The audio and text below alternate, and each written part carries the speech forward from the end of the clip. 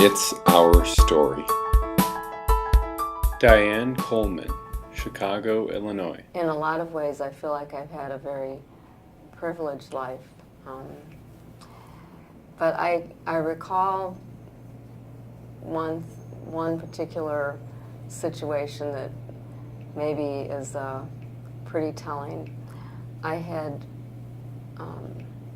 finished law school in Los Angeles, and I was interviewing for jobs.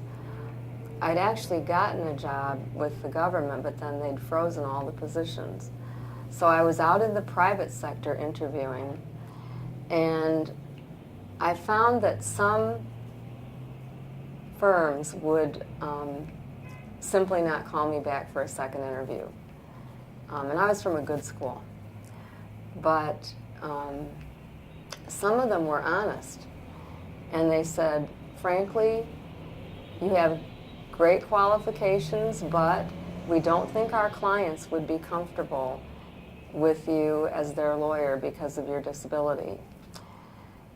And that was actually illegal in California for them to do, although it was prior to the ADA.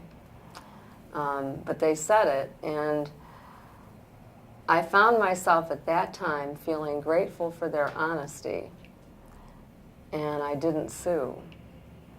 That was before I was affected by my work with my colleagues in the movement. But it was certainly a very major experience of discrimination. And I went unemployed for over a year before a state government job opened that I ended up working in for several years. I was also in segregated elementary school. In elementary school, we had a disability school that was attached by a corridor to a regular ed school, and they had the library. And every week we would get to go to the library, and they would march us from our school to the library, and there were never any non-disabled kids there in the hallway. It was almost like they cleared the hallway in order for us to go there and not be seen. And I think that's what they did, actually, that it was deliberate. I know that that was our time. We got the library then, and nobody else. So it seems like people were afraid to have us seen by the regular ed kids. That's where I went to elementary school. And I was mainstreamed after, in junior high and high school. That was Kalamazoo, Michigan.